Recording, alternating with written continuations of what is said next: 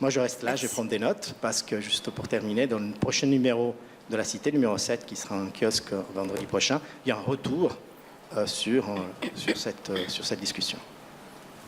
Merci beaucoup Fabio et bonsoir à vous tous. Je suis enchantée d'être ici avec le professeur Chouard et de découvrir l'usine Kugler et de travailler avec le journal La Cité. Moi, je travaille pour le magazine économique Bilan. Effectivement, je suis auteur de quelques livres assez critiques sur la dérive qu'ont connu les marchés financiers ces dernières années, parce que, ayant suivi depuis maintenant bientôt 15 ans l'évolution des marchés financiers, j'ai vu à quel point ils jouent un rôle fondamental dans ce qu'on appelle actuellement la crise. Alors, on est en crise, n'est-ce pas, et on ne sait pas vraiment pourquoi. Pourquoi maintenant ? Par exemple, vous avez tous constaté que tout d'un coup, la Grèce était en crise. Est-ce que quelqu'un peut me dire, à son avis, à votre avis, qu'est-ce qui a déclenché la crise grecque? Pourquoi tout d'un coup, c'est une énorme crise? Depuis fin 2009 à peu près, voilà. Qu'est-ce qui a sonné l'alerte? Qu'est-ce qui a démarré tout ça? Si vous me dites c'est l'endettement de la Grèce, je vous répondrai, la Grèce est endettée au même niveau depuis des années. Alors pourquoi maintenant? Qui c'est qui a décidé que c'est la crise? Nicolas Briet, qui a toutes les réponses, lui. Bien. Alors, bonne piste, les conseils de Goldman Sachs auraient mis la Grèce en crise. Alors, tout à fait d'accord.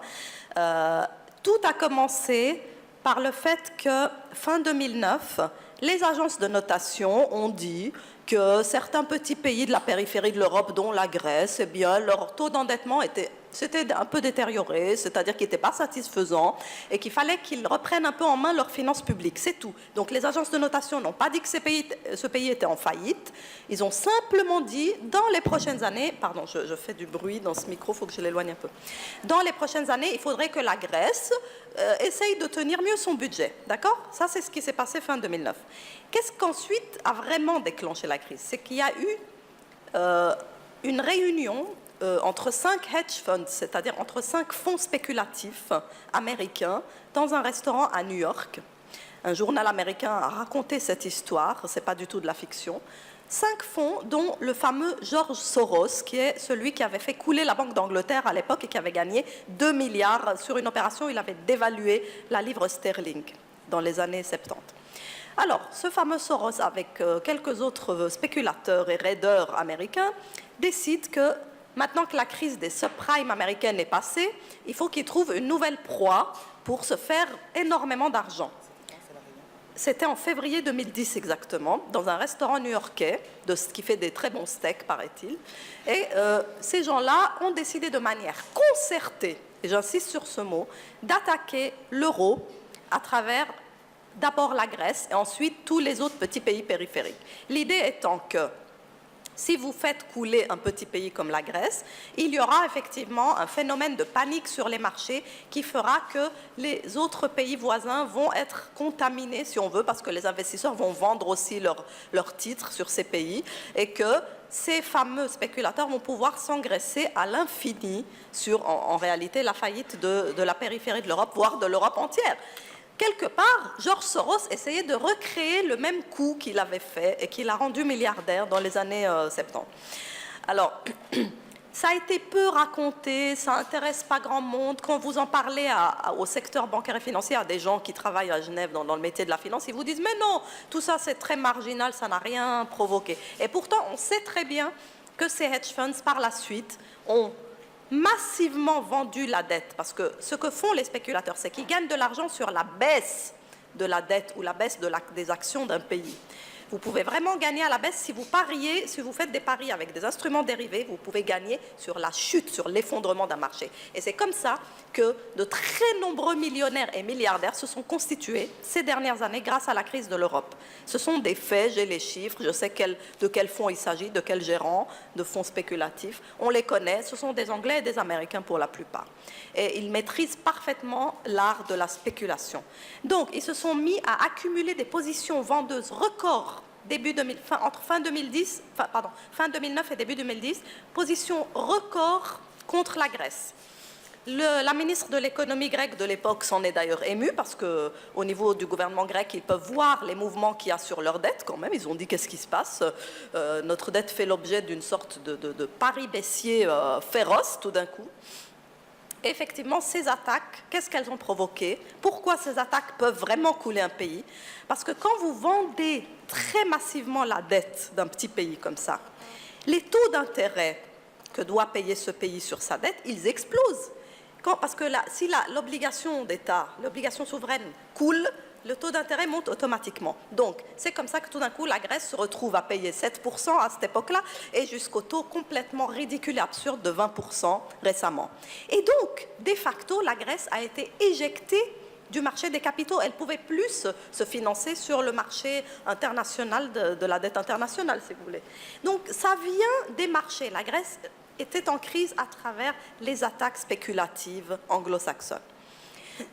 Comme l'a remarqué Nicolas, ici présent, Goldman Sachs avait conseillé la Grèce à adopter des instruments très complexes que c'est Goldman Sachs qui avait montés pour cacher la véritable situation de son endettement au reste de l'Union européenne. Donc, Goldman Sachs avait, dans un premier temps, à partir des années 2000, aidé la Grèce à réduire en apparence son véritable endettement. Pendant ce temps, qu'a fait Goldman Sachs? Goldman Sachs est allé voir les hedge funds qui étaient ses clients, ces fonds spéculatifs avec lesquels elle travaille, et elle leur a dit, vous ne savez pas quoi, j'ai une info très intéressante à partager avec vous. La Grèce est beaucoup plus endettée qu'elle ne l'est en réalité. Donc, délit d'initié, voilà, oui, tout à fait, ça s'appelle délit d'initié. La Grèce a partagé, Goldman Sachs a partagé cette information avec ses clients, ce qui a permis à des fonds spéculatifs d'attaquer cette dette à l'avance, sachant que les vrais chiffres de la Grèce allaient être révélés début 2010. Donc, on incite la Grèce à adopter des instruments trompeurs qui vont ensuite l'amener à se retrouver plus endettée qu'elle ne l'était. Ensuite, on profite des problèmes que ça génère et on partage cette information avec d'autres fonds spéculatifs. Et alors, après a commencé une espèce de dépeçage de la dette grecque. Les fonds spéculatifs ont foncé dessus et les autres investisseurs, comme les moutons qu'ils sont, puisque le monde de l'investissement est extrêmement moutonnier, quand ils ont vu qu'il y avait une espèce d'alerte sur le marché de la dette grecque, ils se sont tous mis à vendre. Si vous voulez, les fonds spéculatifs, c'est un peu la cavalerie d'élite qui vient au début, qui vend, qui déstabilise un pays. Et puis après, vous avez tous les fonds de pension et les investisseurs du monde entier qui, ne comprenant rien à l'histoire, mais voyant simplement que le risque a augmenté là, se mettent à vendre aussi. Et c'est comme ça qu'on coule un pays. Parce qu'un pays qui a sa dette qui s'écroule comme ça et qui doit payer du 20%, eh ben, il ne peut plus que se mettre en quasi-défaut et sortir du marché des capitaux. Alors, voyant qu'ils ont si bien réussi leur coup, les fonds spéculatifs n'ont pas voulu s'arrêter en si bon chemin. Ils ont continué et ensuite ça a été le Portugal, ça a été l'Irlande, ça a été l'Espagne, ensuite ça a été la Belgique, ça a été l'Italie mais dernière nouvelle, ça a été la France et même l'Allemagne. L'Allemagne, qui est le pays le plus solvable du monde, le plus solide du monde, s'est trouvé plus ou moins attaqué sur le marché de la dette internationale. De quoi est-ce qu'on parle là? On parle du phénomène qui veut que si vous êtes un pays dont la dette est cotée sur un marché, ben vous êtes complètement vulnérable à des attaques, des raids, même je dirais, des véritables raids de la part de financiers sans scrupules. Surtout, le plus important, c'est que ces gens-là ne sont pas du tout réglementés.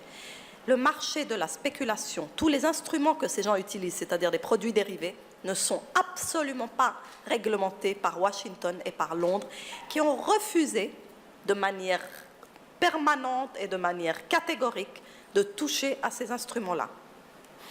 Et donc, c'est vrai que la France, l'Allemagne se sont rendus compte qu'il y avait des attaques anglo-saxonnes sur la zone euro et qu'ils ont essayé de s'en ouvrir à leurs homologues politiques de ces pays. Et qu'est-ce qu'ils ont répondu, les Anglais, les Américains, qu'il était parfaitement impossible d'envisager une réglementation de ces fonds spéculatifs et des instruments qu'ils utilisent. Donc, on a vraiment affaire à une dérive majeure de la finance mondiale, parce que la finance mondiale, elle a un défaut majeur pour l'Europe, c'est qu'elle est complètement globalisée. Elle n'a pas de frontières.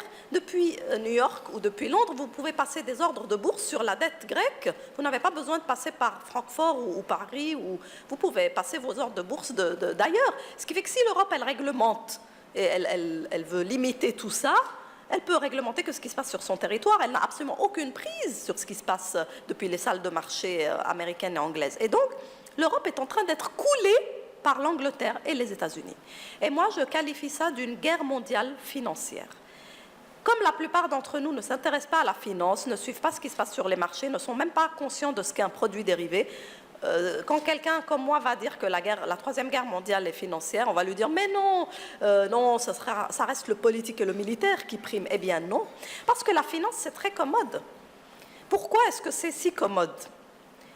En réalité, quels sont les deux pays qui sont les plus en faillite aujourd'hui au niveau occidental ?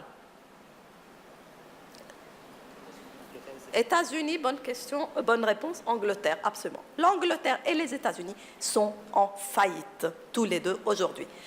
Alors, il se trouve que parce que la zone euro a subi cette horrible crise, la dette américaine a continué à être achetée et désirée par les investisseurs internationaux beaucoup plus longtemps qu'elle n'aurait dû l'être. Donc les États-Unis ont directement profité de la crise européenne qui a été suscitée par les spéculateurs anglo-saxons. La dette américaine se finance quasiment pour rien du tout, pour du 1 ou 2%, alors que ce pays est en faillite. Ce qui fait qu'on réalise aussi que l'objectivité n'existe pas sur les marchés financiers. Ceux qui viennent aujourd'hui vous dire qu'ils viennent bien saper des banques, etc., analystes, CFA, CFPI, etc., qui viennent vous raconter que les primes qu'il y a sur les dettes souveraines sont extrêmement objectives et reflètent les fondamentaux économiques de ces pays, eh bien, ils vous disent n'importe quoi, parce que le fait que l'Italie paye du 7% sur sa dette et que les États-Unis payent du 2%, c'est la plus grande absurdité de l'histoire. L'Italie a subi des attaques injustifiées, c'est le pays où il y a le taux d'épargne le plus élevé, et malgré, Fabio connaît très bien, il est italien, il va me dire oui, mais l'Italie c'est un pays d'évasion fiscale, de corruption, etc. Non, je suis désolée, les fondamentaux économiques de l'Italie ne justifient absolument pas les attaques qu'elle a subies sur le marché de la dette internationale et les taux d'intérêt grotesques qu'on lui fait payer, juste parce que les spéculateurs veulent continuer à gagner d'énormes montants sur la chute de ce marché qui est un énorme... Le marché de la dette italienne est gigantesque. Mais c'est un pays qui a un excédent de sa balance courante avant intérêt, alors que les États-Unis sont déficitaires sur leur balance courante. C'est un pays dont le déficit budgétaire est la moitié de celui des États-Unis. Et pourtant, les États-Unis continuent à se financer gratuitement parce que les investisseurs qui ne comprennent rien et qui sont paniqués, eh bien, on leur dit que c'est la fin de l'Europe, que c'est la fin de l'euro, et ils le croient. La finance, aujourd'hui, a un énorme accès aux médias. Un des médias les plus influents dans le monde anglo-saxon, c'est le Financial Times. Eh bien, le Financial Times, auquel Bilan est abonné, donc je le lis tous les jours, il a fait sa une depuis 2 ans, uniquement sur un sujet, la faillite de l'Europe, le démantèlement de l'Europe, la fin de l'Europe, l'incompétence de l'Europe, la sortie de certains pays de l'euro, la fin de l'euro, l'échec de l'euro, l'absurdité de l'idée même d'Europe. Voilà tout ce qu'a fait le Financial Times. Il a matraqué ça depuis 2 ans. Il a même sorti des informations grossièrement fausses en disant que la Chine ne soutenait plus l'Europe, alors que la Chine a dû démentir le lendemain, ça c'est tout récent. La Chine a dit pas du tout, nous sommes toujours derrière l'Europe, nous achetons de l'euro. Et un de ces fameux spéculateurs, George Soros, qui a un accès direct au Financial Times, il les appelle quand il veut, il publie une page entière d'opinion, qu'on sait qu'il est positionné contre l'euro depuis fin 2009, on sait qu'il attend qu'une seule chose pour faire son dernier grand coup, le dernier grand coup de sa carrière, c'est l'effondrement de l'euro, on le sait. Eh bien, tous les jours, il écrit des textes pour dire il faut que l'Europe se démantèle, l'Europe doit se casser, elle ne peut pas survivre, elle est lamentable, c'est une construction absurde, etc. L'euro va s'effondrer, et voilà. Et donc, il a des intérêts sur l'effondrement de l'euro, il a mis des millions sur l'effondrement de l'euro, et il vient dire ça, et on ne voit pas le conflit d'intérêts, et on le laisse faire, et on le croit. Donc, manipulation extrême, non-réglementation, c'est le Far West complet de la finance. Et les volumes dont on parle, qui vont sur les attaques contre la dette souveraine des États européens, et maintenant qui vont se diriger contre les banques européennes, puisqu'il y a eu des attaques incroyables contre Société Générale, BNP Paribas, Deutsche Bank, on est passé des attaques contre la dette européenne vers des attaques contre le nerf de l'Europe, qui est le système financier européen, puisque le raisonnement était de dire les banques exposées à la dette européenne doivent aussi s'écrouler, donc on va aussi parier contre. Et les mêmes spéculateurs ont mis énormément de fonds pour parier contre. Moi, je suis les données du marché de Chicago, des dérivés, et j'ai vu qu'en septembre dernier, de toutes les classes d'actifs qui existent, les dérivés positionnés à la vente avaient atteint un record contre les banques européennes. Donc les spéculateurs ont tout laissé, et ils se sont concentrés cette fois pour abattre les banques européennes. De nouveau, ça n'a pas vraiment marché parce que les spéculateurs ont face à eux aujourd'hui un seul ennemi vraiment redoutable, c'est la Chine. La Chine, depuis fin 2010, s'est mise à acheter, a poursuivi en fait ses achats d'euros et a beaucoup déçu les spéculateurs anglo-saxons. Même Soros a écrit un article en disant ces Chinois m'embêtent parce qu'ils contrarient mes paris en achetant de l'euro, alors que moi j'avais parié sur l'effondrement de l'euro, ils l'ont fait remonter. Et c'est vrai, l'euro est fort. L'euro face au dollar, il est fort. Comment on l'explique? On l'explique parce qu'aujourd'hui, tout se joue sur les marchés, c'est-à-dire si vous avez d'un côté une banque centrale chinoise qui achète de l'euro et des spéculateurs anglo-saxons qui le vendent, eh bien, la banque centrale de Chine est aujourd'hui plus puissante. Donc, c'est ça qui régit les taux d'intérêt aujourd'hui. Au milieu de ça, vous avez des États qui sont complètement dépassés, absolument.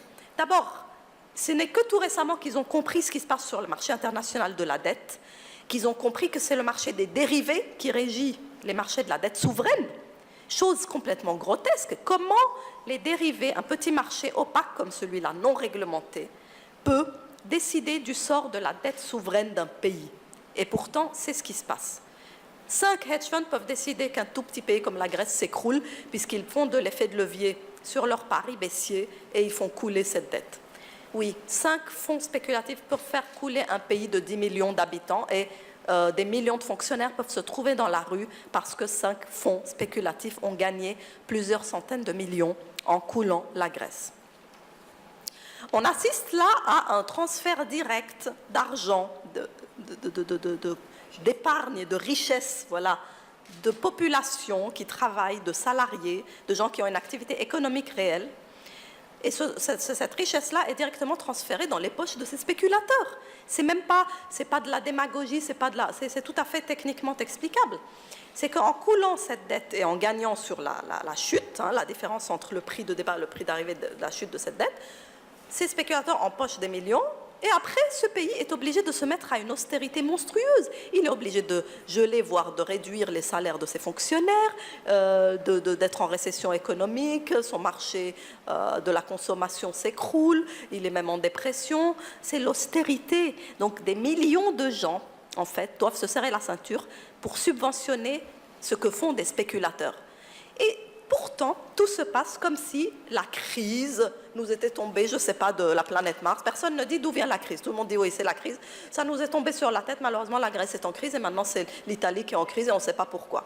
Alors moi, je m'insurge contre cette ignorance. La crise n'est pas tombée du ciel, elle a été provoquée par des gens qui ont décidé que c'était la crise. Mais en termes de niveau de richesse globale, le monde n'a jamais été plus riche. Les richesses globales ont énormément augmenté en 10 ans. Le monde explose de richesses, seulement la répartition de ces richesses a été complètement biaisée, détournée. Les inégalités sont criantes. Pourquoi? Parce qu'il y a une aristocratie financière. Je sais que le professeur Chouard n'aime pas que j'utilise le mot aristocratie, mais je veux dire une oligarchie. Une oligarchie, une élite de la finance qui échappe à toute réglementation, qui a pompé d'abord les richesses de millions d'Américains dans la crise des subprimes, puisque des millions d'Américains aujourd'hui, 46 millions d'Américains sont à la rue suite au fait que leurs logements ont été saisis et ils sont à la soupe populaire. Et ça fait des États-Unis un quasi-pays du tiers-monde, chose qu'on ne dit pas non plus. Après avoir pompé tous ces millions de pauvres émigrés qui espéraient accéder à la propriété immobilière, le monde de la spéculation s'est reporté sur la dette souveraine européenne. Voilà ce qu'on appelle crise. Ce n'est pas une crise, c'est des stratégies spéculatives visant à pomper le monde de ses richesses. Le monde occidental, pour commencer, je ne sais pas après s'ils s'attaqueront aux pays émergents. La seule raison qui fait qu'ils attaquent le monde occidental, c'est que c'est le monde occidental qui avait des taux d'endettement élevés. Les pays émergents sont riches aujourd'hui, ils ont des excédents commerciaux, ils ont de l'or dans leur banque centrale, et donc, en fait, les pays émergents sont aujourd'hui les pays riches du monde avec des monnaies fortes. Raison pour laquelle les spéculateurs anglo-saxons ne les ont pas attaqués. Je voulais encore expliquer pourquoi il n'y avait pas eu de réglementation de cette finance sauvage, complètement délirante, là, qui n'est absolument sujette à aucun contrôle, ni même à la compréhension du citoyen moyen. C'est tout simplement l'effet d'un lobbying tout à fait inquiétant. Aux États-Unis, le lobby de la finance aujourd'hui dépasse celui de la défense. Aucun lobby n'est aussi puissant et riche que le lobby de Wall Street et des hedge funds. Ce phénomène s'est produit dans les 10 dernières années. Les fonds spéculatifs ont fait tellement d'argent sur les crises, en fait, sur les crises financières et les krachs boursiers qui ont été tout à fait réguliers ces dernières années. On a eu tous les 4-5 ans, on a eu un krach. Eh bien, les fonds spéculatifs se sont enrichis à chaque fois énormément. Ce qui fait que les 10 fonds spéculatifs qui gagnent le plus d'argent cette année, ou l'année dernière, j'ai les chiffres de l'année dernière, gagnent chacun 1,5 milliard de salaire annuel. Je parle d'individus, vous avez bien entendu, qui gagnent un salaire personnel de 1,5 milliard de dollars. Les 15 hedge funds les plus riches possèdent l'équivalent du produit intérieur brut d'un pays comme l'Uruguay. Avec une telle puissance, il est garanti aujourd'hui, il est quasiment certain que plus aucune loi qui vise à réglementer la finance ne pourra jamais passer. Et on l'a vu quand Obama a sorti ce fameux Dodd-Frank Act, soi-disant la loi qui allait réglementer la finance plus que jamais dans l'histoire de l'humanité. Une loi effectivement impressionnante par son poids, parce qu'elle faisait 2000 pages, mais qui malheureusement a totalement échoué dans son application. Elle visait à réglementer la spéculation des banques d'affaires et des hedge funds, elle visait à réglementer tous les instruments dérivés, et bien tout ça a été dilué dans le temps. Maintenant on entend dire que ça ne se fera qu'en 2018, au mieux. Les règles de Bâle II, là, le comité de Bâle qui gère les banques et qui leur impose des coussins de capital pour couvrir leurs pertes éventuelles, les États-Unis s'en moquent et n'appliquent que Bâle I jusqu'à aujourd'hui. C'est une grande farce que ce Dodd-Frank Act qui ne sera jamais appliqué. Il ne faut pas oublier en effet que Obama a été élu par Wall Street. Wall Street a mis plus d'argent sur lui que sur George W. Bush Jr. Jamais un président américain n'avait autant été financé par Wall Street. Wall Street a décidé que son candidat était Obama, et ils l'ont vraiment porté au nu, ils l'ont financé, ils en ont fait vraiment un président, ils l'ont rendu présidentiable. Ça remontait déjà très loin dans sa carrière qui avait commencé à Chicago où il faisait du courtage immobilier. Il était très accoquiné avec les milieux de la finance.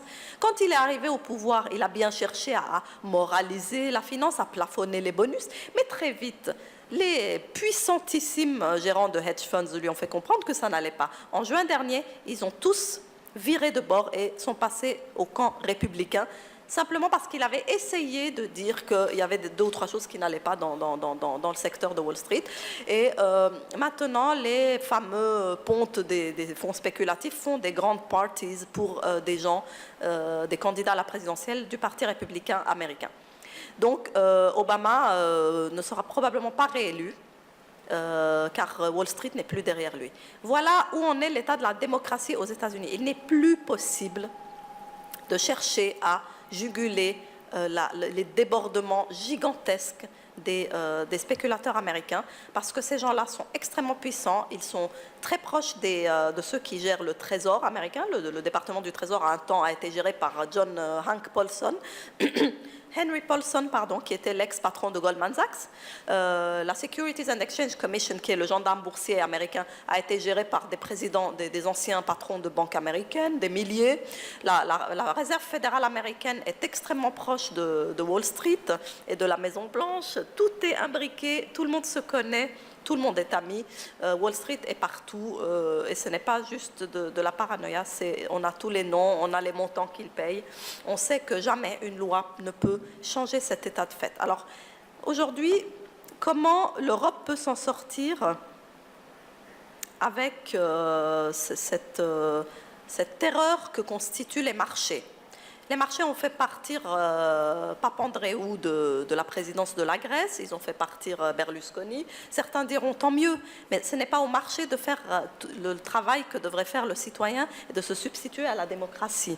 Les marchés font ça pour les mauvaises raisons. Ils ne devraient jamais décider qui part, qui reste, qui vient. C'est grotesque, c'est un petit peu comme si vous avez une multinationale et que, comme si les États d'Europe étaient en fait des multinationales et qu'au lieu d'aller à l'Assemblée des citoyens, ils allaient à l'Assemblée de leurs actionnaires, hein, que sont les marchés, et leur demandaient qu'est-ce qu'ils veulent qu'on fasse, comment on peut leur faire plaisir, et agissaient sur ordre des marchés en fait. Donc, les chefs d'État européens sont devenus des CEO, des patrons en fait, qui répondent à des actionnaires, qui sont les marchés, et plus du tout aux citoyens. Les citoyens, eux, à quoi ils servent? Ils servent à payer les crises générées par les actionnaires, c'est-à-dire les marchés. C'est une dérive absolue à laquelle aucune démocratie, aucun système de valeurs, comme le système de valeurs qui a fait l'Europe, qui a fait les États-Unis, ne peut survivre. Concernant les agences de notation, je ne les ai pas encore mentionnées parce que je me suis concentrée sur les instruments spéculatifs que sont les dérivés. En effet, j'ai enquêté sur la relation entre le marché des dérivés et les agences de notation. Et il est apparu de manière tout à fait évidente que les agences de notation ne font que se calquer sur l'opinion du marché des dérivés exprimée par les courbes que offrent, je ne veux pas devenir trop technique, mais les dérivés qui s'appellent les CDS, qui sont ceux avec lesquels les hedge funds ont vendu massivement toute la dette européenne et ont dépecé l'Europe. Ça s'appelle, retenez ce mot, mais après vous pourrez vous documenter dessus, CDS, Credit Default Swap. Voilà. Cet instrument-là, tous les gens qui travaillent dans des banques et qui ont des terminaux Bloomberg, ils suivent le marché des CDS et regardent ce que dit le marché des CDS de la dette de tel et tel pays. Si je me réveille un matin, je vais à mon bureau, je suis banquière, hein, je vais devant mon écran Bloomberg et je vois que le marché des CDS trouve que la dette allemande aujourd'hui est hyper risquée, je vais tout de suite prendre toutes mes décisions d'investissement par rapport à ça. Eh bien, même les agences de notation se mettent à faire ça maintenant et suivent ce que dit le marché des CDS. Et pourtant, c'est un marché qui est régi par une poignée de spéculateurs. C'est vraiment un marché minuscule et opaque, mais qui utilise beaucoup de leviers, qui est hyper manipulé, qui répand des fausses rumeurs, qui est un marché de raideurs, un marché d'escrocs, si vous voulez. Et bien, tout le monde le regarde, se calque dessus et suit ses opinions. Donc, en fait, ce marché peut décider qu'un pays, que des centaines de millions de fonctionnaires vont être à la rue. Alors, le système est cassé, il ne marche plus, on l'aura compris. Je pense que le politique là-dedans, même le mot politique, perd beaucoup de son sens parce qu'au jour d'aujourd'hui, l'économie régit vraiment l'essentiel de nos vies. Et le pire, c'est que cette complexité fait que ça nous échappe très souvent. Et donc, on est relativement docile face à ça, parce que qui c'est qui s'intéresse au CDS, qui comprend, même moi qui suis journaliste financière depuis 15 ans et qui essaye d'avoir accès à ces hedge funders, là, ces fonds spéculatifs, ils sont secrets sur leur stratégie, ils ne disent jamais ce qu'ils font, même leurs propres clients, ils ne leur disent pas ce qu'ils font, ils leur disent regardez juste les rendements qu'on vous donne, mais ne regardez pas ce qu'on fait. Et donc, c'est hyper secret, hyper opaque, parce que pendant qu'ils font leur stratégie de couler l'Europe, par exemple, cette stratégie a lieu, elle utilise des instruments, elle recourt à des méthodes complètement critiquables, mais le temps que tout ça soit réglementé, ce sera dans 10 ans, eh bien, vous aurez eu une génération de milliardaires qui se sera créée. Donc, ils se sont achetés comme ça 10 ans, où dans le secret, ils génèrent des milliards, et c'est eux aujourd'hui, comme nous discutions tout à l'heure, ce sont les élites anglo-saxonnes de la finance qui achètent les tableaux, les œuvres d'art, les manoirs, les bijoux. Ce sont eux qui vont dans les ventes aux enchères de Sotheby's et de Christie's, qui ont les plus belles voitures, les plus belles maisons. C'est vraiment la nouvelle aristocratie du monde. Clairement, ça ne peut pas continuer comme ça. Je pense que l'Europe s'en est rendu compte et qu'il y a eu des propositions Je ne sais pas si vous connaissez Monsieur Filoche du Parti socialiste français. Voilà, on a eu une discussion où il a dit quelque chose d'intéressant. Il a dit qu'il faudrait que les pays européens ne soient pas exposés au marché des capitaux. Ils ne doivent pas prêter le flanc. Si vous cotez votre dette sur un marché de Far West qui n'est pas réglementé, eh ben, n'importe qui peut décider de vous couler. Il peut décider de vous obliger à payer des taux d'intérêt grotesques du jour au lendemain. Et la Grèce, combien de temps elle a eu pour mettre en place son plan d'austérité? Elle n'a pas eu le temps. Elle n'a pas eu une année pour faire l'austérité. Que les marchés avaient déjà décidé que ça n'allait pas et qui ont de nouveau fait monter son taux d'intérêt. Donc ils ont été obligés d'aller refaire un nouveau plan budgétaire. Les taux d'intérêt sont encore montés. Ils ont de nouveau repris leur copie de A à Z. C'est pas possible. Parce que vos taux d'intérêt, les spéculateurs les font bouger à leur guise. Ils en font ce qu'ils veulent. Vous ne pouvez pas être coté. Si vous êtes un pays, une nation, et vous avez la responsabilité de centaines de millions de citoyens, vous ne pouvez pas avoir votre dette exposée à ça. Donc il y a une méconnaissance du degré de férocité de la spéculation internationale qui est devenu aujourd'hui le moyen de faire de l'argent. À une certaine époque, un des moyens, je dirais, c'était le blanchiment d'argent, l'évasion fiscale, et ça le reste un petit peu dans une certaine mesure aujourd'hui. Mais je dirais que depuis quelques années, c'est la spéculation qui fait plus d'argent.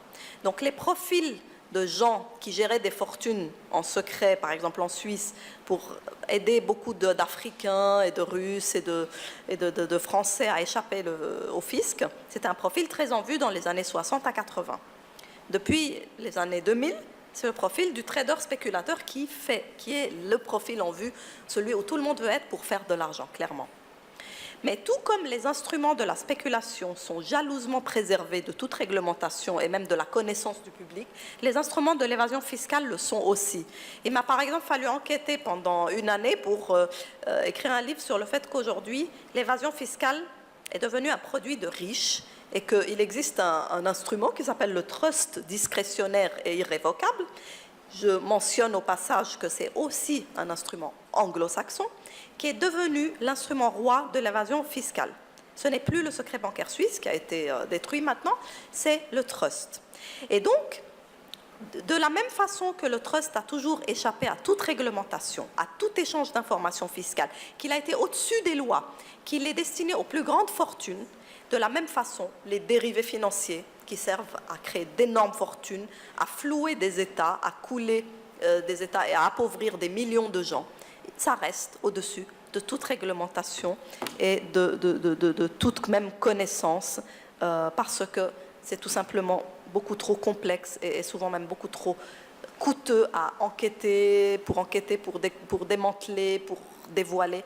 Personne au niveau des États aujourd'hui n'a ni l'énergie, ni la motivation, ni le soutien pour aller dans ce domaine-là et en fait percer cette bulle, crever cet abcès, aller vraiment dévoiler ce que sont ces instruments qui constituent pour moi aujourd'hui le trou noir du capitalisme.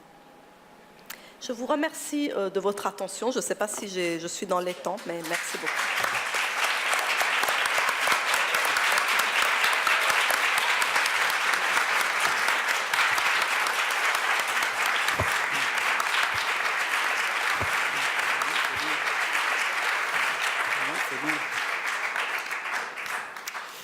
C'est bien intéressant. Et alors, ce que j'ai à vous dire, c'est très, très, très complémentaire. Ce que je vous suggère, c'est de m'interrompre peut-être de temps en temps quand vous en aurez envie, parce que vous allez voir que ce que j'ai à dire, c'est vraiment la suite, quoi. Hein. Très bien. Alors, effectivement, cette crise n'en est pas une. Moi, j'ai envie de dire que tout se passe comme prévu. C'est-à-dire que en fait, la tenaille de la dette, elle tombe pas du ciel. Vous en avez décrit les mécanismes financiers, les mécanismes techniques, mais sur le plan politique, ça s'est construit avec un mode opératoire qu'on doit connaître si on veut comprendre comment en sortir. Le mode opératoire de l'endettement et de la servitude qui est liée à l'endettement, il a été longuement rodé dans les pays du tiers-monde, avant de s'appliquer aujourd'hui aux pays riches. Et en fait, les États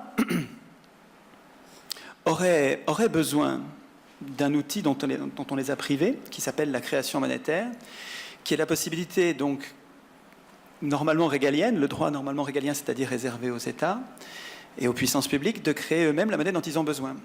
Alors, comment ça se passe? Alors, c'est encore une technique financière, mais qu'il faut connaître, que les citoyens devraient connaître absolument, pour comprendre comment on les a mis dans les pattes des marchés financiers, comment on a enfermé. Ça ne tombe pas du ciel, mais du même coup, la solution, elle découle du fait d'avoir compris ce mécanisme. Alors, je vais vous décrire, je vais faire vite parce que je n'ai pas beaucoup de temps, et il y a beaucoup de choses à dire. Mais il faut comprendre le mécanisme de la création monétaire en général, pour comprendre celui de l'endettement après. Je vais d'abord vous parler de la monnaie que nous utilisons nous tous. Quand vous allez voir un banquier pour lui emprunter de l'argent, il ne l'a pas. Et pourtant, il vous dit qu'il n'y a pas de problème. Je vous explique avec un peu de compta, j'en ai pour 1 minute et demie, pas plus. La banque a un bilan. À droite, c'est ce que je dois. Moi, banque, ce que je dois, comme dans n'importe quel bilan. À droite, au passif, il y a mes dettes. Et puis à gauche, il y a ce qu'on me doit. Quand vous venez voir la banque vous dit « Vous voulez 100 000 euros ? Il n'y a pas de problème. Je vous les dois. Je vous dois 100 000 euros. » Elle écrit même pas, il n'y a même pas besoin d'encre, puisque c'est électronique, mais imaginez qu'elle écrit. Elle écrit 100 000 euros à droite de son bilan. Elle dit « Je dois 100 000 euros à monsieur machin. » Et en même temps, monsieur machin me doit 100 000 euros. C'est équilibré, ce truc-là. Or, ce qu'il y a à droite du bilan d'une banque, c'est la monnaie. Les citoyens devraient savoir ça. La monnaie d'aujourd'hui, 90% de la monnaie, c'est ce chiffre que les banques écrivent au moment où vous leur empruntez. Le reste, les 10% qui restent, c'est-à-dire rien, c'est les billets et les pièces. Pratiquement toute la monnaie du monde, c'est du crédit. C'est le moment où vous venez emprunter de l'argent, la banque dit « Ok, je vous les dois, et vous me les devez ». Et ensuite, quand vous remboursez, vous remboursez. Quand vous avez fini de rembourser, la monnaie est détruite. La monnaie apparaît quand vous empruntez, la monnaie disparaît quand vous remboursez. Super important, ça. Mais c'est pareil pour les États. L'État pourrait, s'il le voulait, quand il a besoin d'argent pour emprunter, quand il a besoin d'argent pour construire un hôpital ou une voie ferrée, il pourrait très bien emprunter auprès de sa banque centrale. La banque centrale, c'est lui-même, c'est nous. L'État, c'est pas quelqu'un d'autre, c'est nous, normalement. Si on n'avait pas perdu le contrôle de nos acteurs politiques, et c'est ça qui est en jeu, et à mon avis, c'est ça le complément, c'est-à-dire que la solution, c'est de reprendre le contrôle politique des acteurs politiques. J'y viendrai tout à l'heure. Mais normalement, l'État, c'est nous, c'est un organisme que nous créons pour nous protéger justement contre les affreux qui sont en train de nous opprimer. Et la Banque centrale aussi, c'est nous. La Banque centrale, c'est une autre institution qui devrait nous appartenir et avec laquelle on devrait pouvoir créer la monnaie dont on a besoin pour financer les services publics et les investissements dont on a besoin.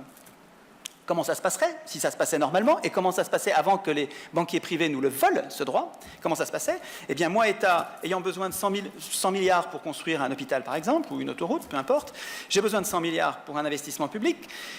Je ne les ai pas parce que, avec mes impôts, j'ai déjà dépensé tout l'argent, donc j'ai besoin de plus que mes impôts. Comment je fais?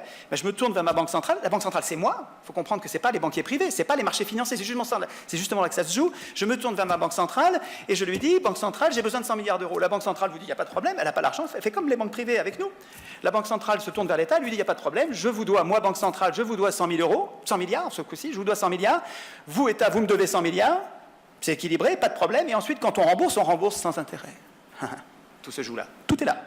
On rembourse sans intérêt. C'est-à-dire que quand j'emprunte 100 milliards à ma banque centrale, du temps où je pouvais le faire, puisqu'aujourd'hui c'est ça qui est interdit, et c'est ça que nous ignorons, alors que c'est ça la clé de l'endettement, la clé de notre servitude au marché financier, c'est d'avoir abandonné la création monétaire, c'est d'avoir abandonné le droit pour les États d'emprunter auprès de leur banque centrale sans intérêt.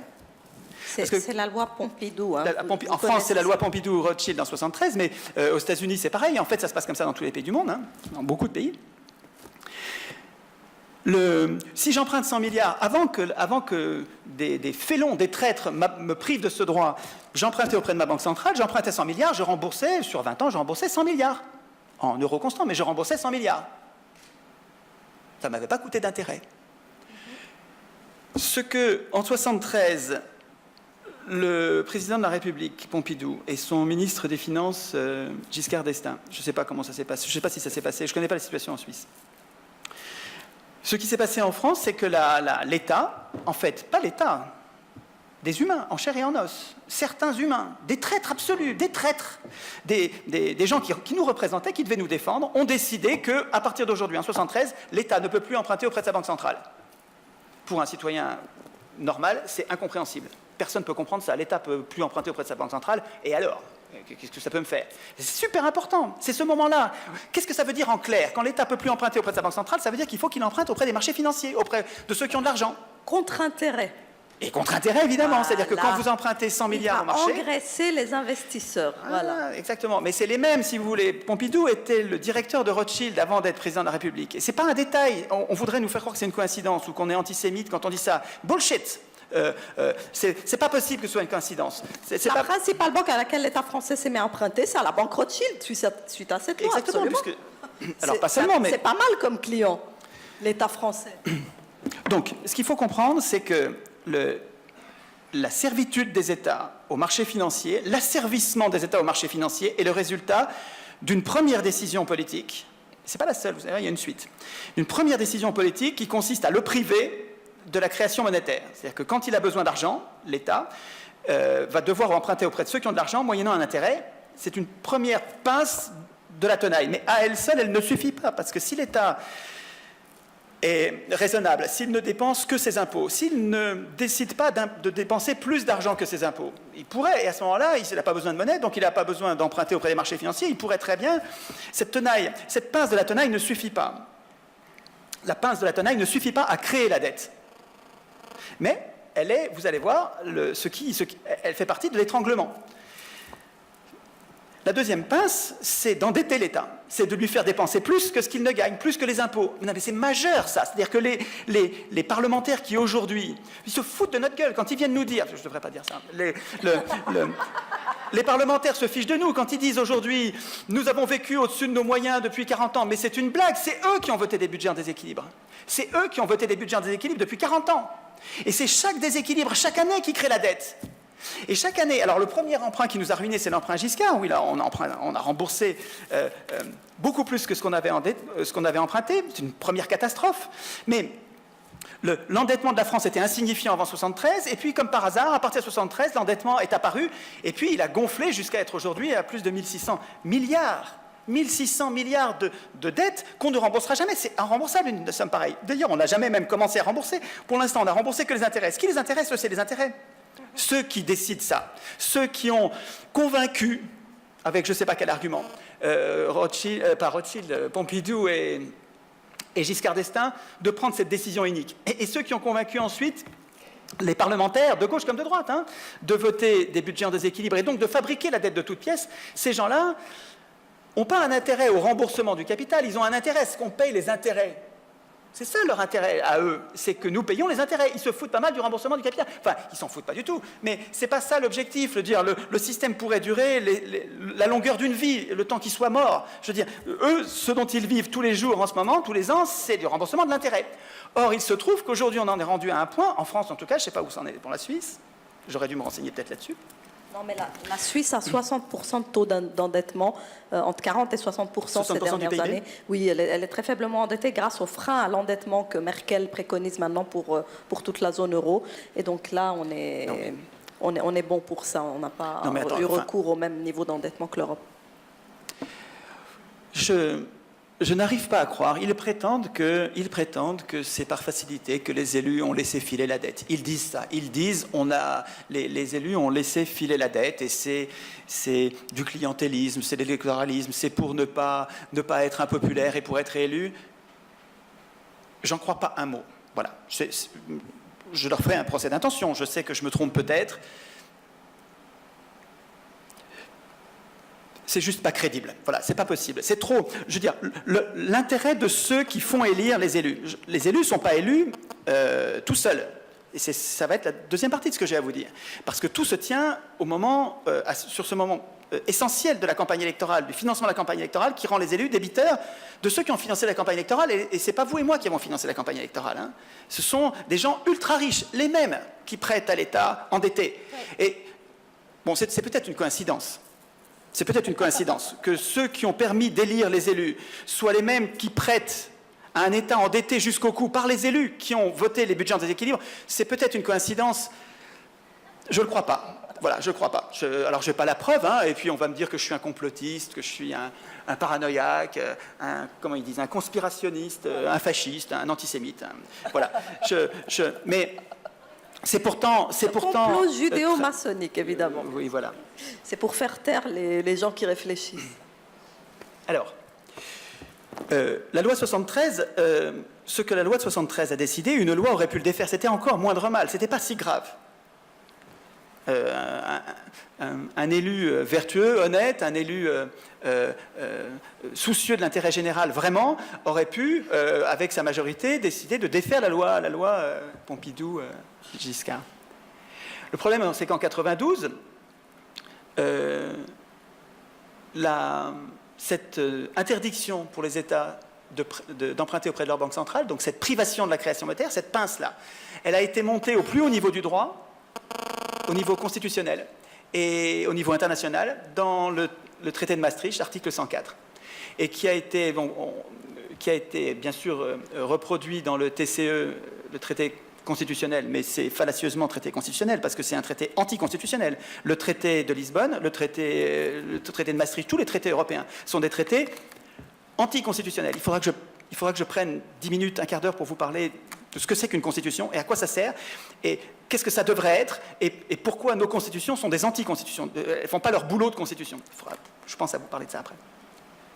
Mais donc, dans le traité anticonstitutionnel, il faut refuser de l'appeler constitutionnel, le traité anticonstitutionnel européen, il y avait bien sûr l'article 104 qui était repris, et on a voté non en France contre, et puis ils nous l'ont imposé, ce qui est un véritable viol, un viol politique. En 2008, en intégrant le traité de Lisbonne dans notre constitution, c'est vraiment la trahison. Nous, on est vraiment trahis au dernier degré par nos élus. Et c'est maintenant l'article 123 de Lisbonne. Mais il faut le repérer, si vous voulez. La Grèce, et les indignés grecs et les indignés de tous les pays devraient repérer, en tout cas les indignés européens, devraient repérer ce chiffre 123.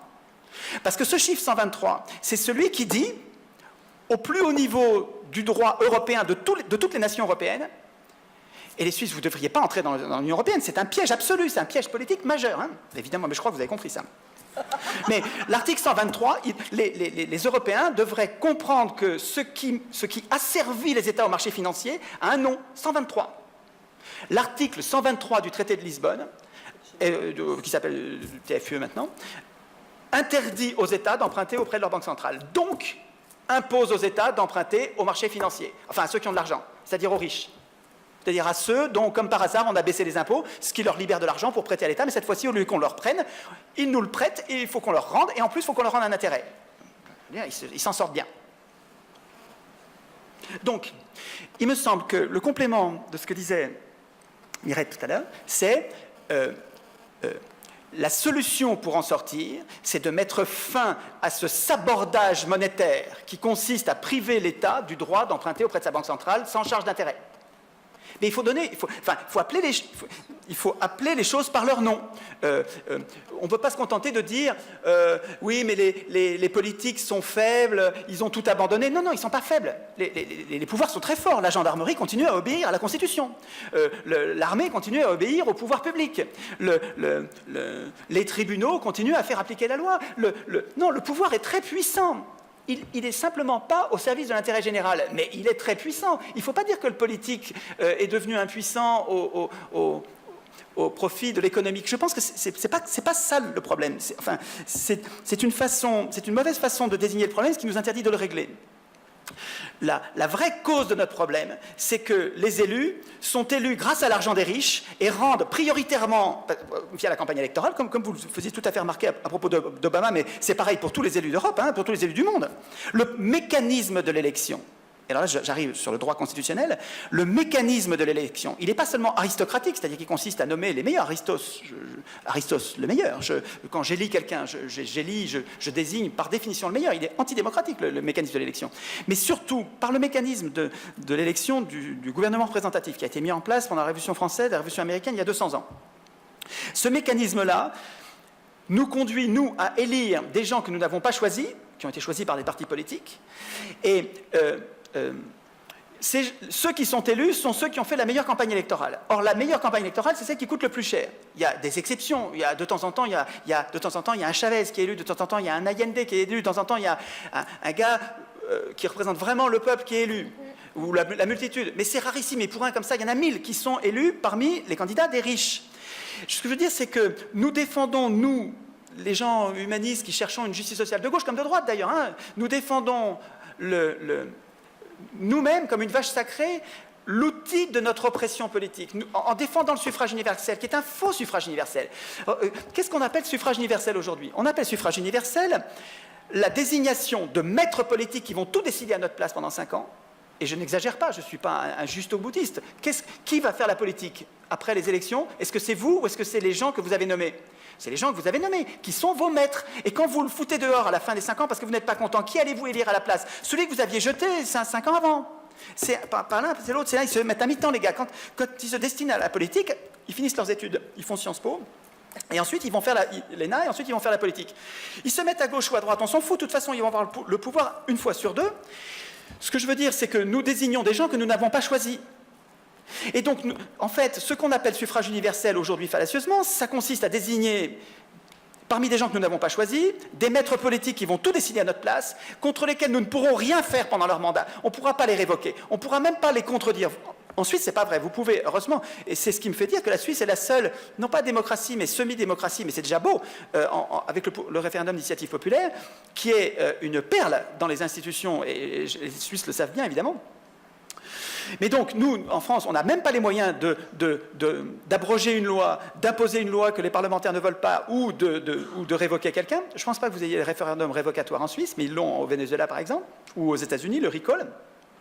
En tout cas, nous, en France, dans une espèce de monarchie, mais qui est pire que la monarchie encore, parce qu'elle est plutocratique, elle est au service d'ultra-riches qui cumulent tous les pouvoirs. C'est bien pire encore que la monarchie. Ce qu'on a déjà, la monarchie, c'était pas gay, mais alors là, le système oligarchique qui résulte du gouvernement représentatif en France, c'est épouvantable. Et on n'a pas encore vu ce que ça va donner. C'est-à-dire que ça vient de commencer à basculer. Maintenant qu'ils ont pris tous les pouvoirs, ils sont en train de tout reprendre, de reprendre tous les acquis, de détruire la retraite, la sécu, de détruire tout ce que les humains avaient fabriqué comme rempart contre l'adversité. Ils sont en train de tout détruire et ça va se finir. Alors, je sais que j'exagère et c'est des gros mots, hein, mais le bit du bout de la logique du profit, vous le voyez dans les pires entreprises capitalistes quand elles n'ont pas de contre-pouvoir. C'est l'esclavage, hein, c'est les employés chinois. Ils sont l'avenir de l'humanité, hein, si on n'arrive pas à trouver la solution dont je vais vous parler tout à l'heure. Alors le gros mot que je ne voulais pas dire, mais je vais le dire, parce que c'est la preuve que c'est bien le bout de la logique. Le bout de la logique, c'est Auschwitz. C'est le camp de travail dans lequel Siemens faisait travailler ses salariés. Enfin, ses salariés, pas ses salariés. Siemens utilisait les déportés, les condamnés à mort. Il le faisait travailler. Alors là, c'est merveilleux. Pour une entreprise dont la logique, c'est que le profit, il faut comprendre, c'est la logique. Il n'y a pas de contre-pouvoir. Un pouvoir, ça va jusqu'à ce que ça ait une limite. Montesquieu. Ce truc-là tombe et il s'arrête quand il y a une limite. Et la mécanique du pouvoir, elle est aussi inflexible que ça. Les pouvoirs, ça va jusqu'à ce qu'il y ait une limite. Donc, ce qui est très important, disait Montesquieu, et c'est super important, il faut qu'on se rappelle ça. Puisque le pouvoir va jusqu'à ce qu'il y ait une limite, il faut que par la nature des choses, disait Montesquieu, il faut que le pouvoir arrête le pouvoir. Et Montesquieu décrivait ce qu'est une constitution. Une constitution, c'est un texte qui est au-dessus des pouvoirs. Alors, nous sommes, à la base, nous sommes nombreux, multitudes, on a besoin de pouvoir pour faire société. Pour ne pas s'entretuer, on a besoin de pouvoirs qui écrivent des règles et qui vont être au-dessus de nous, qui vont nous dominer, auxquels nous consentons à obéir. Mais ces pouvoirs sont à la fois utiles, potentiellement précieux même, et en même temps potentiellement hyper dangereux. Alors, comme on sait ça, on met en place, au-dessus des pouvoirs qui vont écrire le droit, on met au-dessus ce qui s'appelle un texte supérieur, qui est le droit du droit, qui s'appelle la Constitution. Mais ce texte-là, il doit surplomber, il doit dominer, il doit contraindre les acteurs, il doit leur être absolument inaccessible. Il ne faut évidemment pas sottise dans laquelle nous sommes, il ne faut pas que ce soit les élus qui écrivent la Constitution. Le texte qu'ils craignent, le texte qu'ils devraient craindre, cette Constitution qui sert à nous protéger, nous, ce texte supérieur qui sert à tenir les élus, les gouvernements, les juges, les policiers, l'armée, la banque, les médias, parce que Montesquieu n'avait pas pensé à la banque et aux médias, parce que à l'époque, ce n'était pas encore l'époque. Mais aujourd'hui, si on écrivait une Constitution, il faudrait penser aux médias et à la banque, évidemment, en plus des 3 pouvoirs principaux. Ce texte supérieur qui devrait normalement faire peur à tous ces organes dont nous avons besoin mais qui sont dangereux, ce texte supérieur, qui l'écrit dans le monde? qui l'écrit. Je ne vous demande pas qui vote, on s'en fout de qui vote. Regardez, nous sommes capables en France de voter à 80% la Constitution de 58, donc la Ve République, la Constitution actuelle. Nous avons voté, enfin c'est pas nos parents, mais c'est pareil, nous voterions pareil aujourd'hui. Nous avons voté à 80% pour un texte qui instituait notre impuissance définitive, l'impuissance des gens. En France, on n'est pas citoyen, on est électeur. Et c'est pas du tout pareil. Un citoyen, ça vote ses lois. Un citoyen, je crois qu'il y a en Suisse quelques cantons, peut-être un ou deux, ou pas beaucoup, mais il y en a qui n'ont pas de conseil municipal et qui votent eux-mêmes leurs lois. Mais pour moi, c'est comme je suis comme dans un tunnel et je vois une lumière. Une lumière au loin, je vois, c'est pas totalement la nuit. Le fait que des humains soient capables, dans un coin, reculés peut-être, mais qu'ils soient capables de se réunir dans un gymnase et de voter eux-mêmes leurs lois, ben c'est ça la démocratie. C'est ça le citoyen, je consens à obéir des lois auxquelles je participe directement. C'est ça, citoyen. Sinon, je suis électeur. Et électeur, quand je suis électeur, j'ai été ravalé au rang dégradant d'électeur par mes propres élus. Ce sont des élus qui ont écrit le gouvernement représentatif. C'est CIS en France qui a écrit le mécanisme, enfin avec ses complices, qui a écrit le mécanisme du gouvernement représentatif. C'est Madison aux États-Unis. Ce sont des élus qui ont écrit les règles selon lesquelles nous sommes réduits à élire nos maîtres. C'est-à-dire le contraire de la démocratie. C'est pas du tout ça la démocratie. Alors, j'ai pas le temps, c'est dommage. Parce que moi, quand je suis parti, je disais j'en ai pour 4 ou 5 heures. Mais normalement, il faut prendre le temps d'expliquer ce qu'est une vraie démocratie. Et à Athènes, on a vécu ça. On a vécu une vraie démocratie. Les humains ont inventé un truc génial qui a existé pendant 200 ans. Donc c'est pas un truc qui a marché pendant 1 an ou 2, ou même pas pendant 20 ans. 200 ans, c'est la même longueur que ce qu'on a testé le gouvernement représentatif. Je fais la grève du mot démocratie. Je n'appelle plus démocratie les régimes dans lesquels on vit. Les régimes. Et la cause de la plutocratie dans laquelle on vit, c'est précisément le fait que, nous désignons nos maîtres parmi ceux qui nous sont imposés par les plus riches. Et donc c'est ça qui... Pas au début, pas il y a 200 ans, mais après 200 ans d'évolution progressive, c'est Goldman Sachs qui va gouverner toute la planète. Mais c'est programmé dans l'élection qui donne le pouvoir à celui qui fait la plus belle campagne électorale, qui arrive à mentir le mieux, c'est programmé dedans, si vous voulez. Donc ça ne sert à rien de se battre dans cette cage-là, il faut sortir de la cage de l'élection. Tant qu'on sera dans la cage du faux suffrage universel, la fausse démocratie, on aura perdu la création monétaire et on aura perdu le contrôle des hommes politiques. C'est-à-dire que ça ne sert à rien de dire « Sarkozy ne fait pas ceci ». Sarkozy, il fait ce pourquoi ceux qui ont payé sa campagne électorale l'ont élu, l'ont fait élire. Ses clients, exactement. Ses clients, ce n'est pas ceux qui l'élisent. Ses clients, c'est ses créanciers, ceux à qui il doit quelque chose, Sarkozy et tous les élus, ceux à qui ils doivent quelque chose, ce n'est pas du tout les électeurs. Ils s'en tapent des électeurs. Il suffit de mettre des milliards et les électeurs, ils viennent. Donc, ils ne doivent rien aux électeurs, rien du tout, juste l'obligation de mentir. Et ceux qui sont élus sont les plus beaux menteurs. Mais ce n'est pas une fatalité du tout. On est juste dans un système qui est un balbutiement. On est sorti de l'ancien régime qui était une catastrophe, un épouvantable système féodal de la loi du plus fort avec un système de caste. Je ne veux pas revenir à l'ancien régime, évidemment. Mais on en est sorti pour mettre en place un régime que peut-être à l'époque, ils croyaient que c'était mieux. Il conchiait c'est j'ai le droit, parce que c'est Rabelais. Donc, ils détestaient la démocratie et ils ont mis en place un régime en se disant ça va être mieux. Admettons qu'ils l'aient cru en 1789, mais nous, après 200 ans de pratique, après 200 ans de pratique du gouvernement représentatif, on n'est pas obligé d'être complètement idiot et de dire ah non mais la condition première de notre liberté, ce qui fait notre liberté, c'est le suffrage universel. Non. Après 200 ans de pratique, on voit bien que le suffrage universel, il nous conduit à élire nos maîtres qui sont au service... Enfin, il y a 3 ans, on ne le voyait pas. Aujourd'hui, ça se voit que nos maîtres obéissent aux banques. Ça se voit. Mais c'était déjà le cas avant. Simplement, aujourd'hui, c'est criant, criant de vérité. On peut pas rater ça. Hein. Je crois que ça se voit que nos représentants ne servent pas l'intérêt général, ils servent ceux qui les ont fait élire, c'est-à-dire les banques.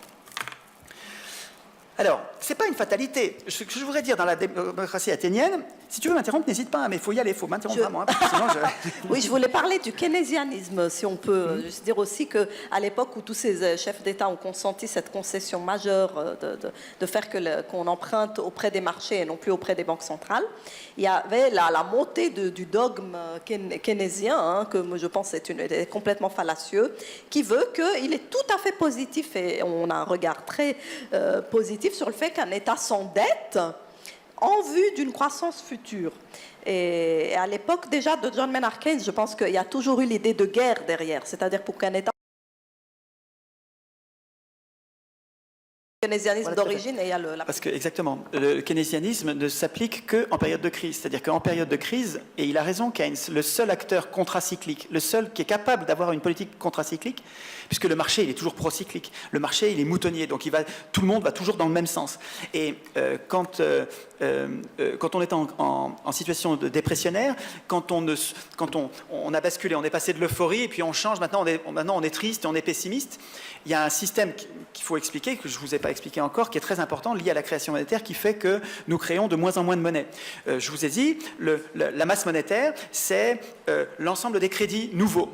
Et l'ensemble des remboursements de crédit, alors si vous voulez, la masse monétaire, c'est très important. La masse monétaire, c'est ce qui nous permet de faire nos échanges. L'ensemble des signes monétaires, c'est ce qui nous permet de vivre. Donc, un peu comme le sang dans un organisme. On a besoin d'une quantité de signes monétaires. Et la quantité de signes monétaires qui est disponible pour nous, c'est comme une baignoire qui est alimentée par les nouveaux crédits et qui se vide avec les remboursements des crédits. Puisque la monnaie, l'essentiel de la monnaie, vous avez compris que c'est du crédit, il faut qu'il y ait du crédit qui l'alimente, et la monnaie disparaît comme la bonde par les remboursements. Quand nous sommes en période d'euphorie, tout va bien, nous avons confiance dans l'avenir, nous empruntons et les banques ont confiance dans l'avenir, elles nous prêtent. Donc nous créons beaucoup de monnaie, la baignoire se remplit à toute vitesse et elle se vide régulièrement au rythme des échéanciers. La bonde, c'est-à-dire la destruction monétaire, elle se fait à vitesse régulière puisque c'est suivant des échéanciers, des plans fixés à l'avance. La façon dont la baignoire se vide est régulière.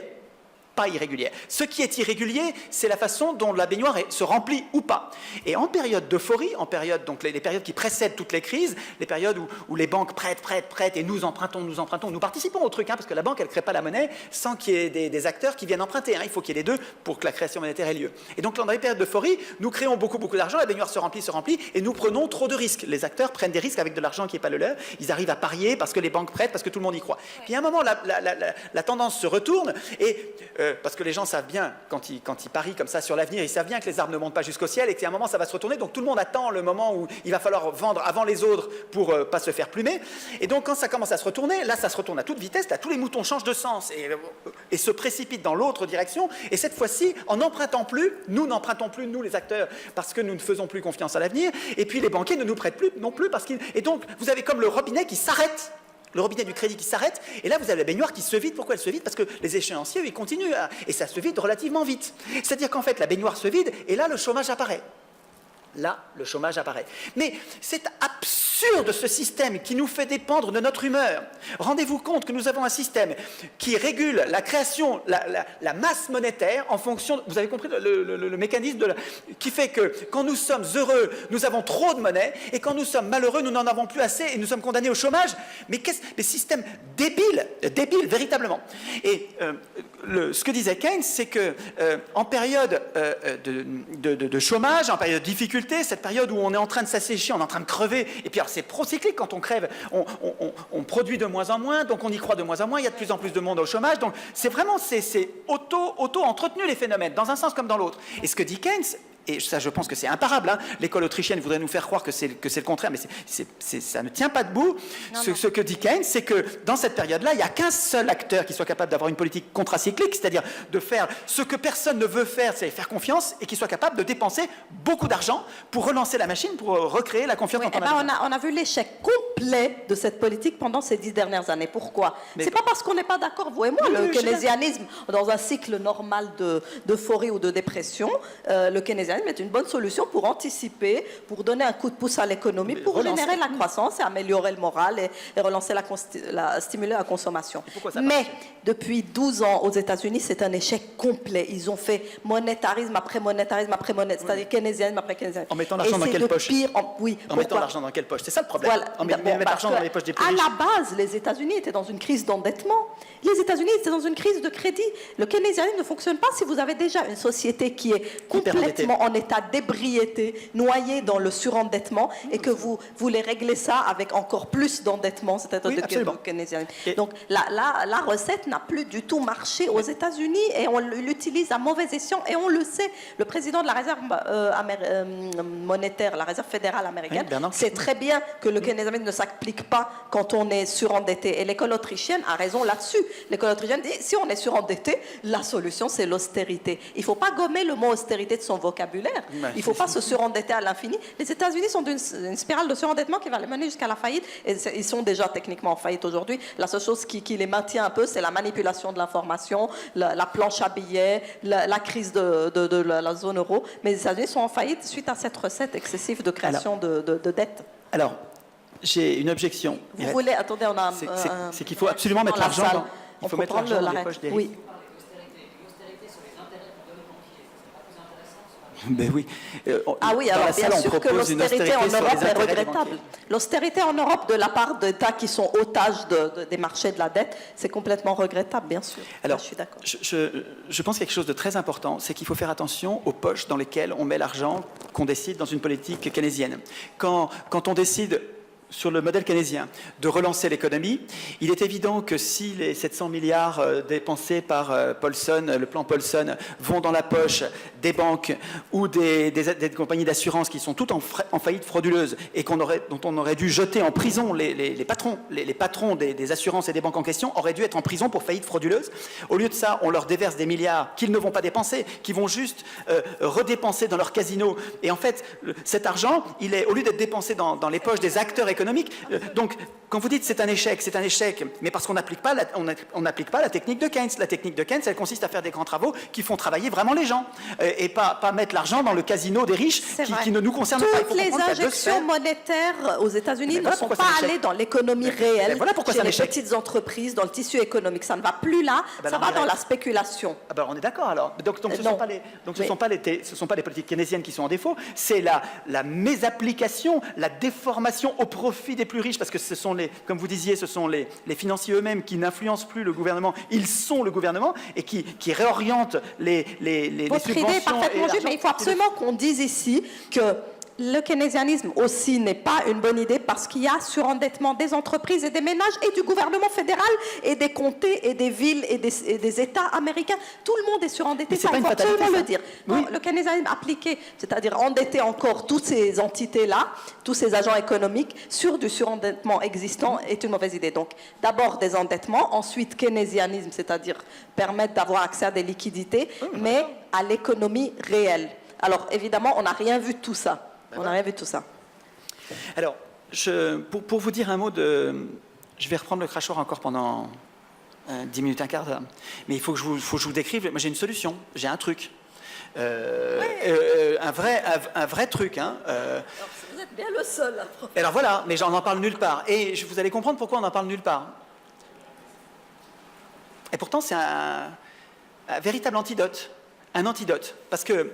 Et c'est-à-dire, c'est exactement ce dont on a besoin, parce qu'il s'agit donc de reprendre le contrôle des politiques. Il faudrait que les citoyens reprennent le contrôle des politiques pour pouvoir reprendre le contrôle de la monnaie, pour pouvoir en finir avec ce système de l'argent-dette qui endette tout le monde au dernier degré, y compris les États. Et donc, pour arriver à reprendre le contrôle des hommes politiques et des acteurs politiques d'une façon générale, il faudrait arriver à sortir de ces constitutions qui, partout dans le monde, organisent notre impuissance politique. Donc il faudrait bien comprendre comment se fait-il que partout dans le monde où on accède soi-disant à la démocratie, je refuse d'appeler ça la démocratie, donc je mets démocratie entre guillemets, mais le gouvernement représentatif, comment se fait-il que partout dans le monde où les peuples accèdent au gouvernement représentatif, les constitutions organisent pratiquement tout le temps de la même façon, à part la Suisse, une poignée de pays qui tiennent sur même pas deux mains, comment se fait-il que l'impuissance des citoyens soit à chaque fois programmée ? Ben, à mon avis, et bon, vous allez me dire ce que vous en pensez,